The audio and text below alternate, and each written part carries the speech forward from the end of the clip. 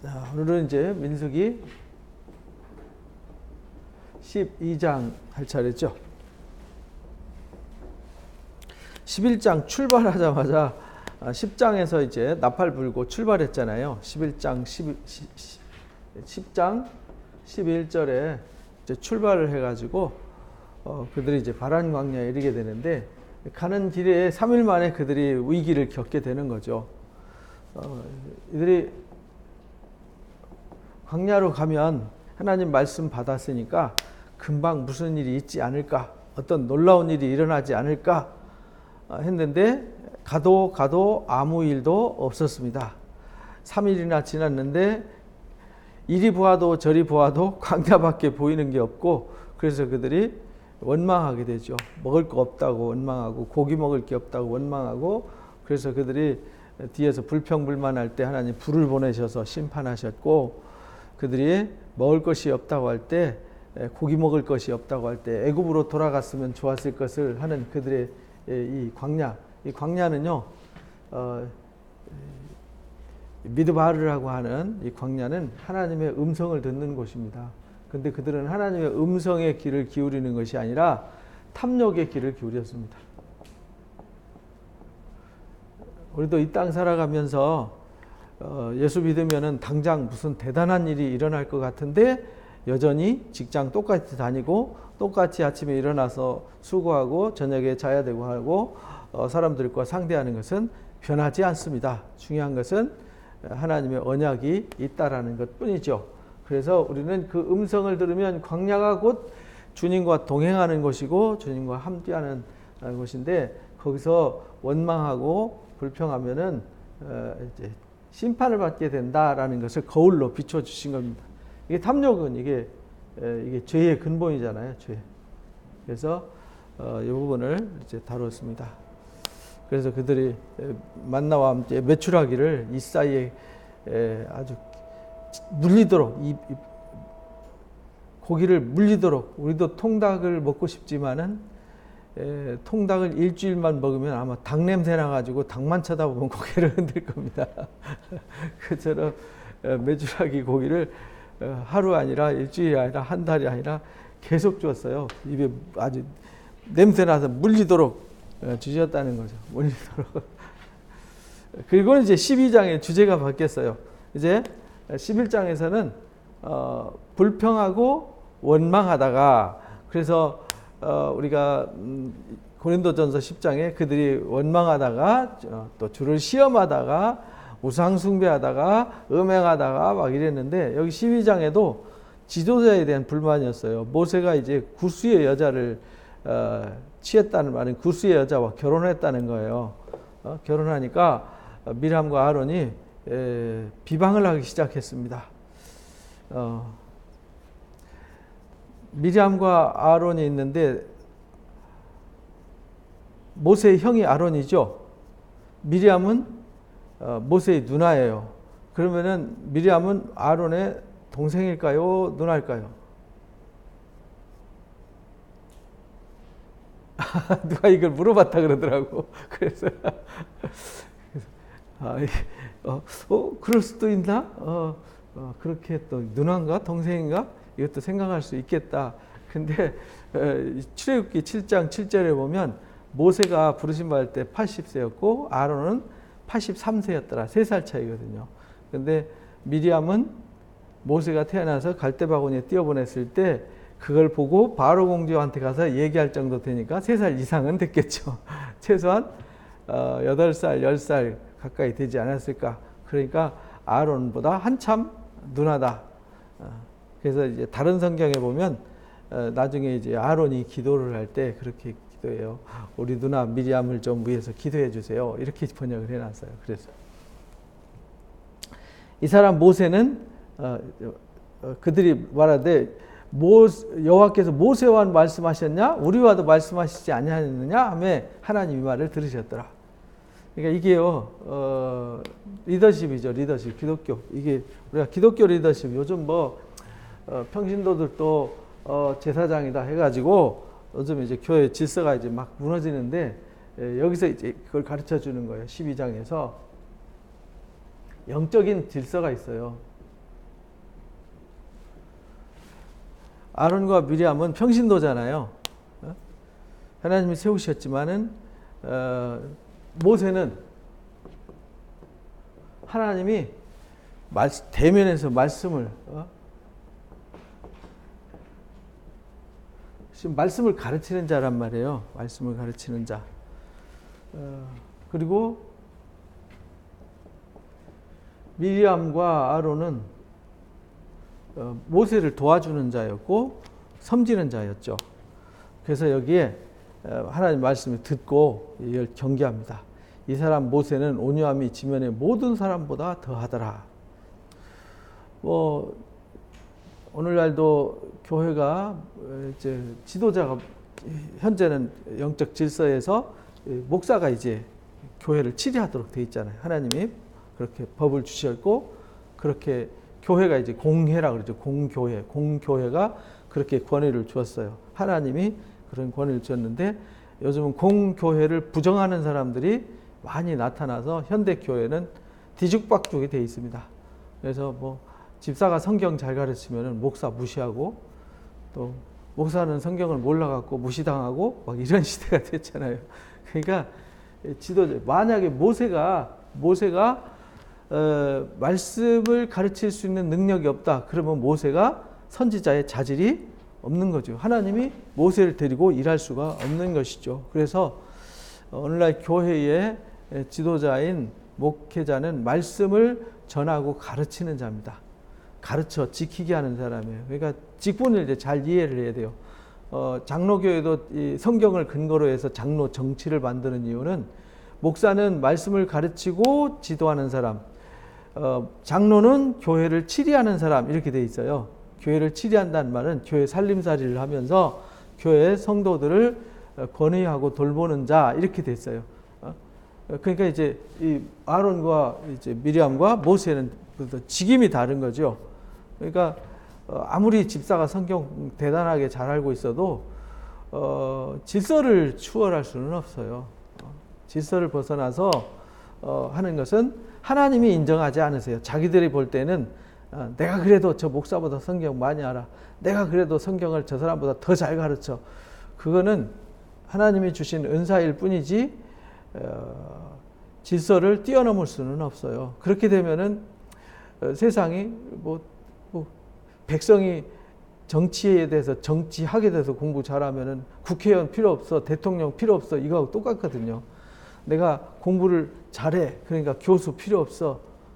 무슨 학교 총장이 뭐는 의미가 있어? 내가 공부해서 내가 가르치면 되지. 이거하고 똑같다. 무질서라 그랬잖아요. 우리가 민수기에서 배우는 게 뭐냐면 질서란 말이에요. 질서. 그래서 영적 질서도 이제 우리가 이해를 해야 된다. 이거 모르면 이제 혼란이 올 수 있어요. 혼란. 그래서 요즘 평신도들 중에 성경 좀 알고 신학 좀 공부해서 좀 안다는 사람들이 굉장히 교만하고 오만해서 마치 세상을 자기들한테 심판의 권세를 준 것처럼 막 남을 심판하고 정죄하고 이러는데 그것은 바람직한 것이 아닙니다. 많이 배우고 잘할수록 겸손해야 되고 낮아져야 되고 영적 질서를 존중할 수 있어야 한다. 근데 그게 이제 무너졌어요. 한국 교회에 그 문제가 되는 거죠. 이게 이제 12장을 잘 공부하고 성도들이 이걸 바르게 알아야 됩니다. 그렇다고 해서 목사가 절대적인 권위를 가지고 위에서 지배하고 휘두르라 그런 뜻은 아닙니다.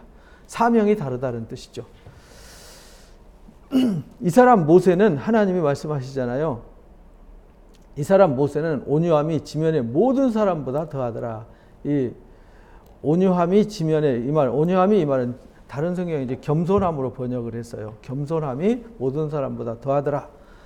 여호와께서 갑자기 모세와 아론과 미리암을 불렀어요. 이리 와라. 갔더니 구름 가운데 강림하셔가지고 장막 문 앞에 서시고 아론과 미리암을 부르는지라. 다음에 이르실 때 내 말을 들으라. 너희 중에 선지자가 있으면 내가 환상으로 보여주고 꿈으로 또 말하지만은 내 종 모세와는 그렇지 않다. 그는 내 온 집에 충성함이다. 이래서 이제 구약 성경의 최고의 선지자가 누구냐면 모세입니다. 모세. 그리고 이제 승천했던 엘리야. 뭐 이렇게 이제 대표 선지자들 이야기하는데 왜 모세가 그렇게 중요하냐면 하나님의 말씀을 받았기 때문에 중요한 거예요. 그리고 받은 사람이 전해주기 때문에 중요한 거죠. 모세가 중요한 것은 모세가 중요해서가 아니라 그가 말씀을 받았고 말씀의 가르침을 위임받았기 때문에 중요한 거예요. 하나님께로부터 위임받았으니까 모세가 하는 말은 누구 말이에요? 하나님 말씀이죠. 그래서 우리가 여호수아서 11장 15절에서 배웠지만 모세는 하나님께 말씀을 받았고 받은 말씀을 가르쳐라 해서 여호수아한테 다 가르쳤고 여호수아는 그 가르치는 것을 다 준행했더라 이렇게 가르치잖아요. 그래서 모세오경의 구절은 말씀을 가르침받고 가르친 것을 다 지켜 행했더라 이렇게 가르치는 거죠. 그는 내가 온 집에 충성했다. 그와는 내가 대면에서 명백히 말하고 은밀히 말하지 않았다. 계시와 환상으로 말한 건 은밀하게 말한 거지만 그는 대면에서 명백하게 말했다는 거예요. 여호와의 형상을 보거늘 너희가 어찌하여 내 종 모세를 비방하기를 두려워하지 않느냐. 여호와의 형상을 보았다는 말은 진짜 하나님의 모습을 이렇게 두 눈으로 동그랗게 뜨고 그림을 다 봤다는 뜻이 아닙니다. 하나님과 대면에서 보고 하나님의 인격과 성품을 대면에서 보았고 이런 말이에요.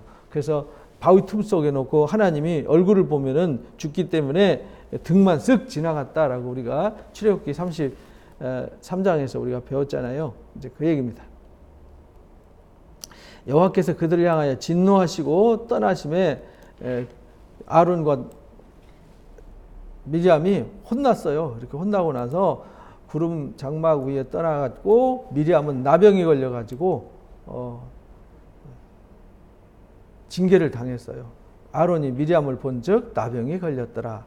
아마 요즘도 이렇게 하나님이 직접적으로 역사하신다 그러면 성경을 잘못 알고 하나님의 영적 질서를 잘못 알아가지고 막 염소처럼 들이받고 자기만 잘났다고 교만하게 떠드는 사람들 다 문둥병 걸려가지고 이렇게 되면은 누가 하나님께 도전하겠어요?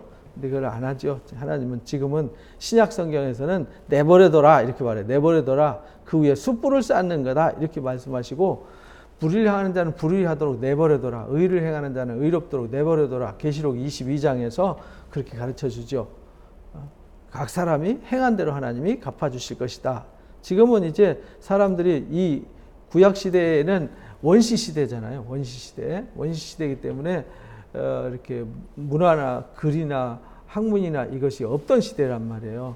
이 학문이 생긴 것이 이제 보통 BC 5세기, 6세기 그때 이제 막 세상에 석가모니도 뭐 소크라테스도 이런 세상에 유명한 철학자들이 그때 등장하잖아요. 6세기, 5세기 이때. 그때부터 이제 사실은 학문이라는 것이 자리를 세상에 잡아가고 그것이 꽃이 핀 것이 알렉산더 대왕의 그 스승이었던 아리스토텔레스, 플라톤 아리스토텔레스 스승이었던 플라톤에 의해서 이제 세상에 이제 소개되어지고 이게 학문이 이제 뿌리를 내려가는데 그것이 이제 로마 시대 때 이제 학교가 세워지면서 이제 스토아라고 하는 학당이 생기잖아요. 거기서 그래서 학파들이 생기죠. 학파들이 생기고 그러면서 세상에 이제 학문이라는 것이 수사학이니 기하학이니 또 철학이니 뭐 이런 과학이니 이런 눈을 뜨기 시작하는 거잖아요. 그러니까 학문이 이렇게 오늘날처럼 신약 시대처럼 학문이라는 것이 생기고 오늘 근현대처럼 뛰어난 학문이 이렇게 지배하던 시대는 아니었단 말이에요. 그래서 지도자들이 굉장히 중요했죠. 그런데 지금은 지식이 평준화되다 보니까 지식적 권위가 없어져 버렸어요. 옛날에는 지식을 가진 사람이 권위가 있었어요. 근데 지금 모두 다 지식을 가지고 있으니까 권위가 소멸이 되어버린 거죠. 그렇게 됐을지라도 질서는 있어야 한다. 아는 것보다 중요한 것은 질서다. 이런 말입니다. 그래서 그 살이 반이나 썩어가지고요. 모태에서 죽어 나온 자 같이 되지 않게 해달라고 아론이 모세한테 기도해달라고 부탁합니다. 우리 어리석은 일을 했으니 그래서 죄를 졌으니 그 벌을 우리에게 돌리지 말고 용서해달라고 기도해달라. 그래서 부르짖어 하나님 앞에 기도했더니 하나님이 응답하시기를 야 아버지 얼굴에 침 뱉어도 일주일 동안 부끄러움을 당하는데 지금 미리암이 하나님 앞에 사고 쳤으니까 일주일 동안 가서 밖에 부정하다고 회개하는 시간을 주고 그 다음에 들어오게 해 이래가지고 일주일 동안 징계를 당합니다. 그동안에 이 미리암이 사고 치는 바람에 행진하다가 멈춤 이렇게 됐어요. 그를 다시 들어오기까지 행진하지 아니했더라. 그러니까 민폐를 끼친 거죠. 괜히 혼란을 일으켜서 온 백성들한테 민폐만 끼친 것이죠. 세상에 교만한 사람들 때문에 자기 잘났다고 자기가 똑똑하다고 하는 사람들 때문에 결국은 세상이 혼란해지는 거죠. 아마 주님 나라도 그런 사람들 때문에 더 늦게 오죠. 우리는요 겸손하게 하나님 말씀을 순종하는 사람들이 되어야 됩니다. 그 후에 백성이 하세롯을 떠나 바란 광야에 진쳤더라. 바란 광야에서 정탐꾼을 보냅니다. 여호와께서 모세에게 말씀하실 때 사람을 보내어 내가 이스라엘 자손에게 주는 가나안 땅을 정탐하게 해라. 조상의 가문 지파를 따라서 한 사람씩 보내라. 이래가지고 12지파에서 12명을 선택하게 됩니다. 그래서 이제 루벤 지파의 삼무아, 그 다음에 시몬 지파의 사밧, 유다 지파의 갈렙, 이사갈 지파의 이갈, 에브라임 지파의 호세아, 베냐민 지파의 발디, 스불론 지파의 갓디엘, 요셉 지파의 갓디, 그 다음에 단 지파 암미엘, 아셀 지파 스둘, 납달리 지파 나비, 갓 지파의 그우엘 이렇게 해가지고 12명이 되는데 여기 눈에 띄는 사람이 누구냐면 유다 지파의 갈렙과 에브라임 지파의 호세아죠. 북이스라엘의 대표 지파, 이게 나중에 이제 호세아가 되는 거고요. 에브라임이 되는 거고요. 이제 남유다의 대표 지파는 남유다죠. 근데 여기 16절에 보니까 이는 모세가 땅을 정탐하러 보낸 자들의 이름이었더라. 모세가 눈의 아들 호세아를 여호수아라고 이름을 개명해 줬더라. 이렇게 말해요. 그러니까 호세아 구원하소서라는 뜻인데 이제 여호수아는 하나님은 구원이시다. 그래서 예수님이 여호수아예요. 그래서 여호수아가 예수라는 말이 죄에서 구원하다 이런 뜻이에요. 우리를 죄에서 구원할 자, 그게 누구냐? 예수아예요. 예수아가 여호수아입니다. 그래서 여호수아를 구원자로, 왜냐하면 이를 후계자로 삼기 위해서 이제 이름까지 개명해서 동행했죠.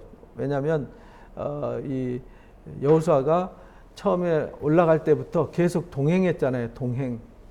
동행해서 하나님의 뜻을 행했어요. 모세가 가나안 땅을 정탐하러 그들을 보내며 이르되 너희는 내입길로 행하여 산지로 올라가라. 이렇게. 그래서 이제 내입길로 해가지고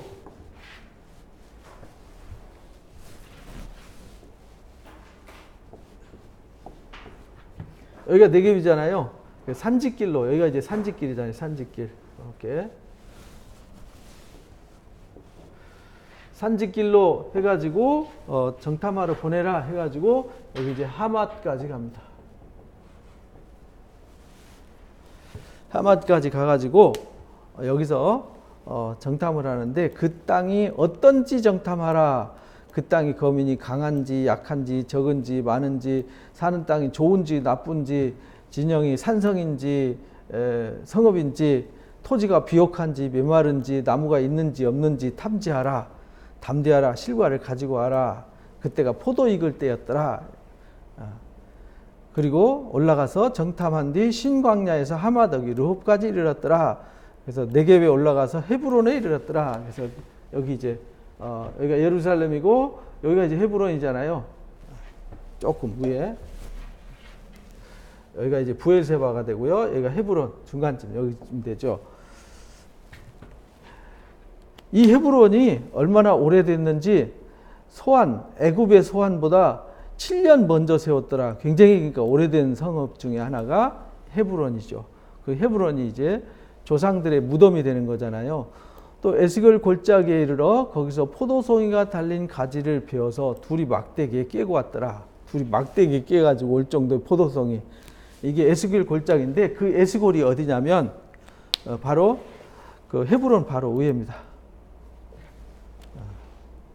여기 마므레라 그러죠. 마므레. 헤브론 바로 위에가 이제 마므레인데 그 마므레 상수리숲이 있는데 거기가 요 자리가 이제 에스골입니다. 근데 여기에 포도가 굉장했어요. 여기서 쭉 내려가면 우리가 잘 아는 라기시, 예? 여기 길이 있죠. 이렇게 길이 있는데 라기시가 이제 라기스잖아요. 라기스가 우리 갔을 때 포도원이 있었죠. 포도원이 있는 여기가 이쪽 지역이 포도원 재배 구역이었습니다. 그래서 여기서 포도가 얼마나 컸는지 메고 올 정도였더라. 메고 왔는데 그것을 에스골 골짜기라고 했더라. 40일 동안 정탐하고 돌아와서 보고하더라. 이렇게 했어요. 근데 여기서 이제 우리가 하나 찍고 넘어갈 게 있어요.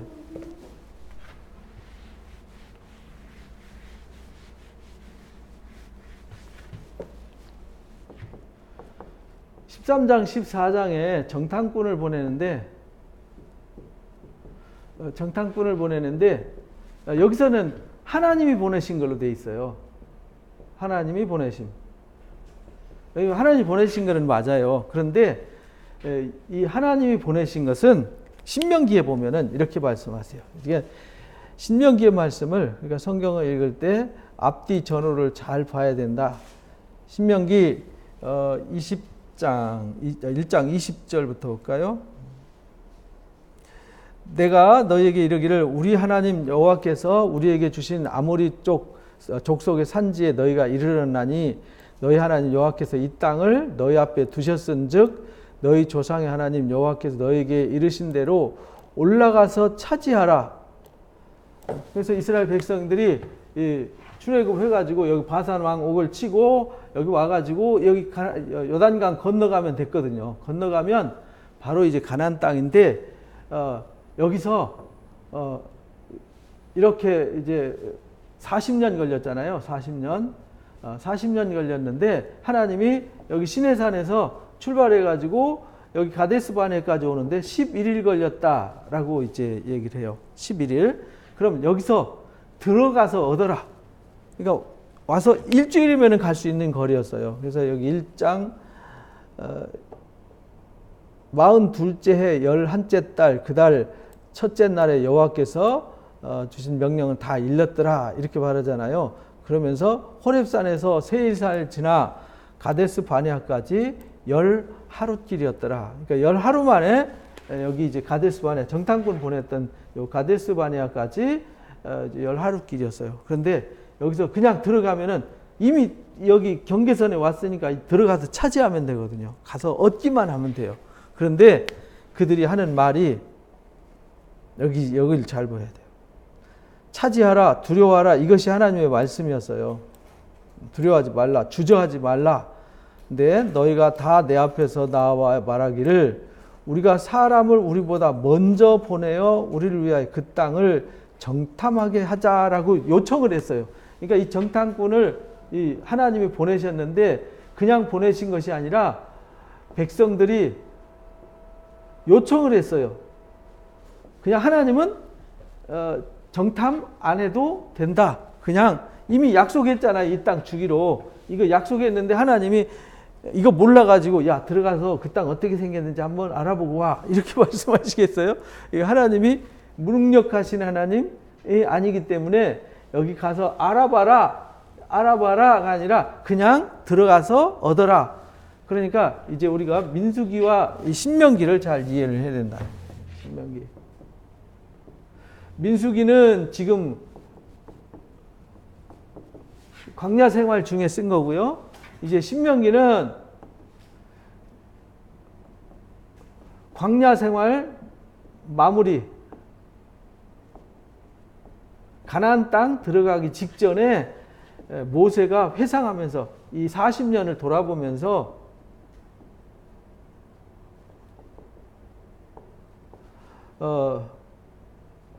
40년을 돌아보면서 쓴 설교예요. 3편의 설교. 이미 다 지나서 쓴 거죠. 그러니까 이 신명기의 내용에는 민수기에 없는 내용이 있어요. 그러니까 우리가 민수기 출애굽기부터 시작해가지고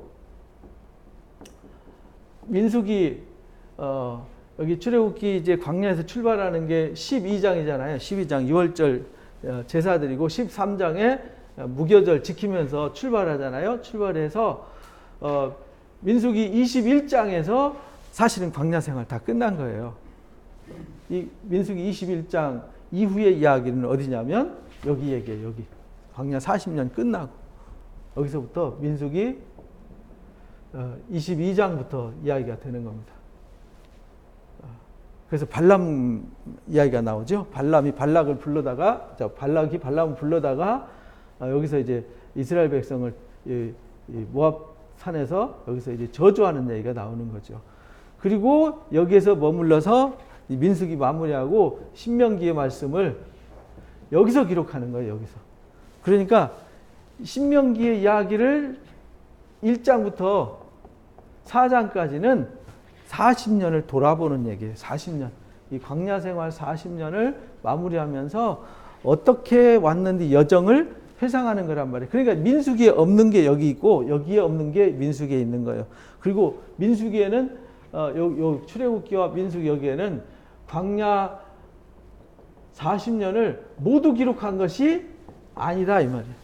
모두 기록한 것이 아니라 중요 사건만 기록한 거예요. 지금 벌써 민수기 정탐꾼 보낼 때까지 시간이 10하루길인데 지금 미리암 사건, 원망한 사건, 미리암 사건의 사건만 딱 2가지 기록을 하잖아요. 그리고 이 정탐꾼 얘기로 바로 넘어가요. 그래서 그들이 너희가 다 내 앞에 나와 말하기를 우리가 사람을 우리보다 먼저 보내어 우리를 위해서 그 땅을 정탐하고 어느 길로 올라가야 할 것과 어느 성읍으로 들어가야 할 것을 우리에게 알게 하자라고 요청을 했어요. 그래서 내가 그 말을 좋게 여겨 너희 중에 각 지파에 한 사람씩을 택했더라. 그래서 이 정탐꾼 12명을 대표자로 뽑아서 보내게 된 거죠. 그래서 에스겔 골짜기에 이르러 그곳에 정탐하고 열매를 가져오겠더라. 이 얘기잖아요. 그러니까 민수기 얘기는 이 이야기가 빠진 거죠. 그래서 이걸 민수기만 읽으면 그래서 무슨 말인지 몰라요. 그래서 그 토지가 그 땅이 어떤 땅인지 정탐하러 가서 어떤지 보자, 알아와라 이렇게 했는데 여기 1절에는 2절에는 사람을 보내어 이스라엘 자손이 주는 땅을 정탐하게 해라 이렇게 보냈단 말이에요. 그러니까 하나님은 원래 정탐꾼을 보내는 일정이 없었어요. 하나님의 뜻에는. 근데 사람들이 요청을 하니까 보낸 거예요. 그러니까 오늘날 우리도 똑같아요. 신앙이라는 것은 우리는 꼭 뭘 확인하고 싶어 하잖아요. 진짜인가 가짜인가 확인하고 싶어 하는데 하나님의 약속은 천지가 없어. 예수님이 천지가 없어질지라도 내 말은 없어지지 않는다. 점 하나. 히브리 말에 이 단어 중에 이렇게 알렙, 베이트, 기멜 이렇게 단어 써가는데 거기에 이제 요뜨라는 단어가 있는데 요뜨는 이렇게 생겼어요. 점. 그러니까 요뜨라는 단어 요거 하나 없어지면은요 말이 설명이 안 돼요. 왜냐하면 히브리 언어는 숫자이면서 이 뜻글자이기 때문에 이 한자만 빠져도 말이 설명이 안 돼요. 그래서 하나님의 말씀이 선포되어지면 선포된 말씀 점 하나도 없어지지 않는다는 말은 하나님이 한번 결정하시고 전달한 말씀은 천지가 없어져도 바뀌지 않는다. 왜냐하면 그 말씀이 바뀌면 하나님이 하나님 되시지 않아요. 하나님이 하나님 되심이 없어지는, 쉽게 말하면 하나님이 거짓말쟁이가 된다 이 말입니다. 그리고 거짓말하는 하나님은 더 이상 하나님일 수 없게 되는 거죠. 그래서 이 부분을 강조를 했어요. 그리고는 정탐하고 왔습니다. 갔다 와가지고 정탐을 해서 보고하는데 뭐라고 보고하냐면 40일 후에 돌아와서 바란 광야 가데스에 이르러서 모세와 아론과 이스라엘 자손 온 회중에게 나와 그들에게 보고하고 그 땅에 과일을 보이고 모세에게 말하여 이르되 당신이 우리를 보낸 땅에 간즉 과연 그 땅에 젖과 꿀이 흐르는데 이것은 그 땅의 과일입니다. 이렇게 하면서 보고하는데 메고 갔잖아요. 메고 정탐꾼들이 과일을 갖고 왔는데 그 땅의 거주민은 강했고 성읍은 견고했고 심이 컸다. 정탐 보고죠. 그러니까 땅은 좋았다는 거예요. 과일도 많고 풍요로운 젖과 꿀이 과연 젖과 꿀이 흐르더라. 그런데 중요한 건 그 땅 거주민은 강하더라. 성읍도 견고하더라. 심이 크더라. 거기 안악자손, 거인자손, 골리앗 사람이죠. 골리앗이 안악자손이잖아요. 거인족들을 봤다. 아말렉 사람은 남방 땅에 거주했고 헷 사람들은 여부스성 예루살렘이죠. 아모리인들은 산지에 거주하고 가나안 사람들은 해변과 요단에 꽉 찼더라. 이 말은 우리가 들어갈 틈이 없더라 이 얘기입니다. 땅은 좋은데 정말 좋았다.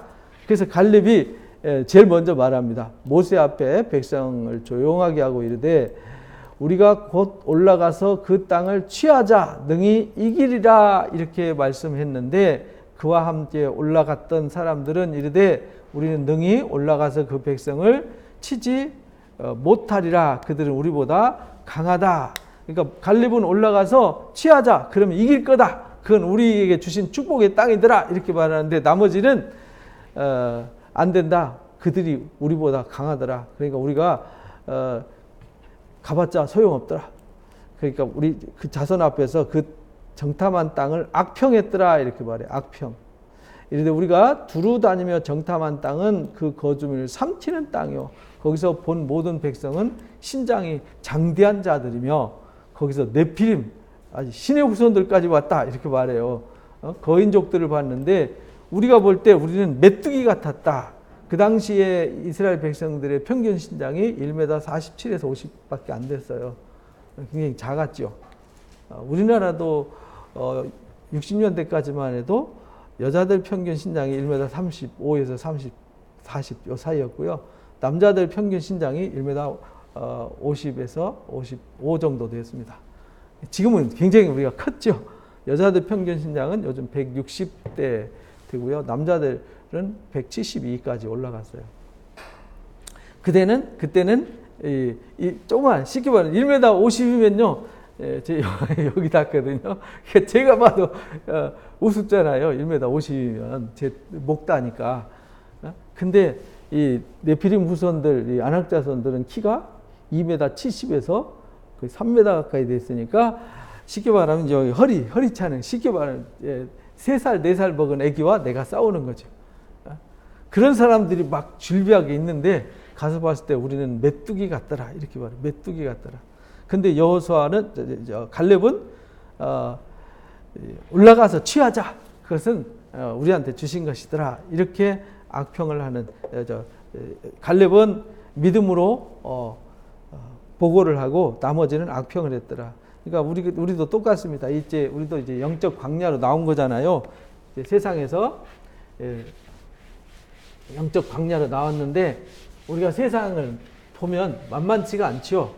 세상이 우리가 생각하는 것보다 만만치가 않습니다. 그러니까 우리 생각은 항상 부정적이죠. 이 광야는 우리가 신약에서 가르치는 것이 모델이다.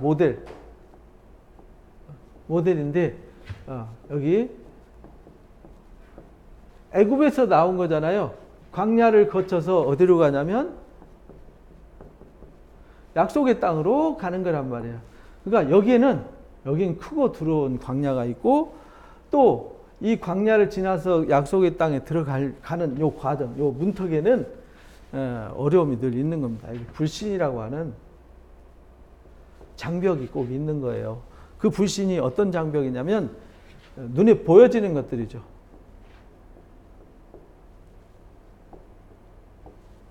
보여지는 것들. 그러니까 눈에 보여지는. 지금 요즘 세상 너무 살기 좋고 보기 좋고 뭐 대단하지 않습니까? 그러니까 하나님의 약속이 있을까? 진짜 이루어질까?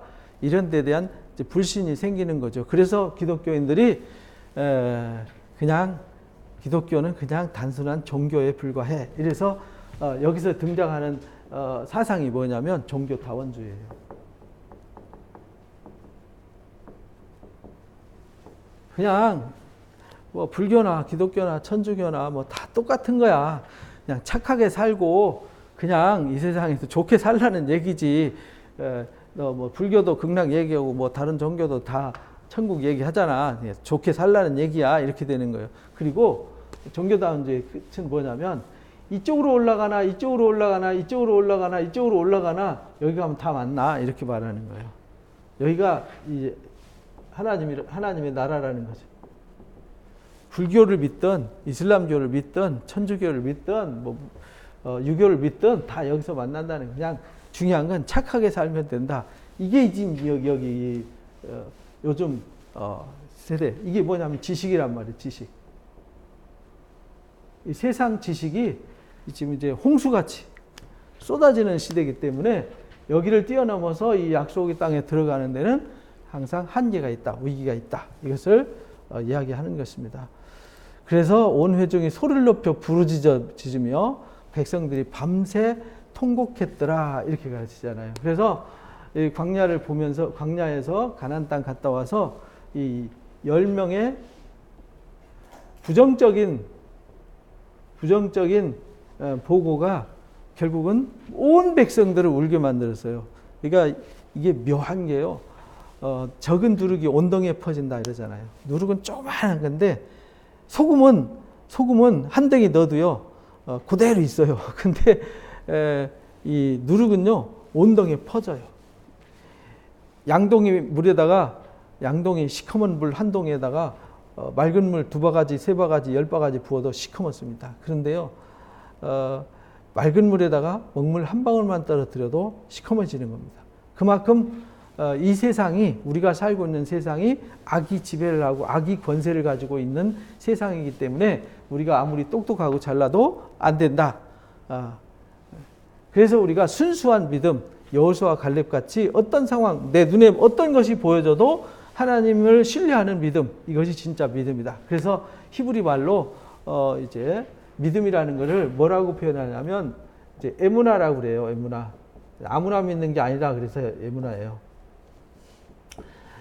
에무나라는 말은 하나님이 하나님 되심과 하나님이 우리를 부르시고 택하신 그 약속, 우리를 향하신 사랑, 그것은 천지가 없어져도 변하지 않는다. 내 앞에 어떤 전쟁이 일어나고 어떤 상황이 펼쳐지고 내가 지금 어떤 상태가 되더라도 하나님은 변하지 않는다. 이게 에무나예요.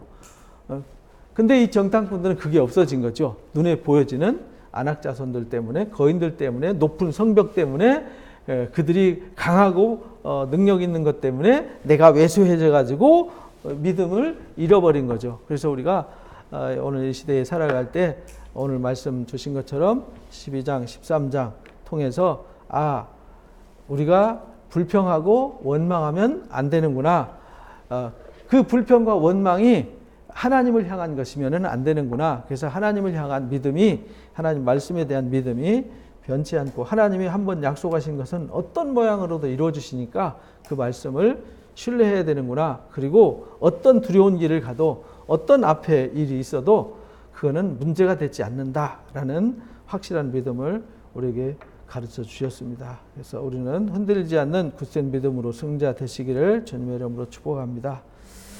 기도하고 마치겠습니다. 고맙습니다. 하나님, 귀한 시간 주셔서 오늘 또 이렇게 거룩한 말씀 함께 가르침 받습니다. 마음에 새기고 또 새겨서 이 말씀이 우리 영혼 속에 깊이 뿌리내려져서 이 말씀과 함께 승리하는 자가 될 수 있도록 도와주시고 축복해 주옵소서.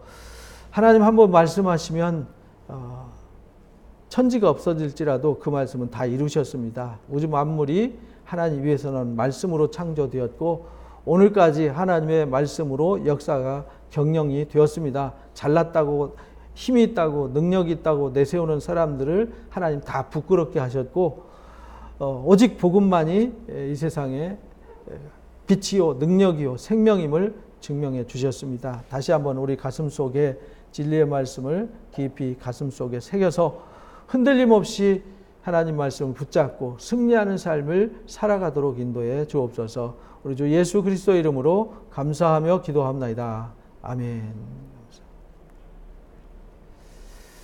맞습니다. 수고하셨습니다.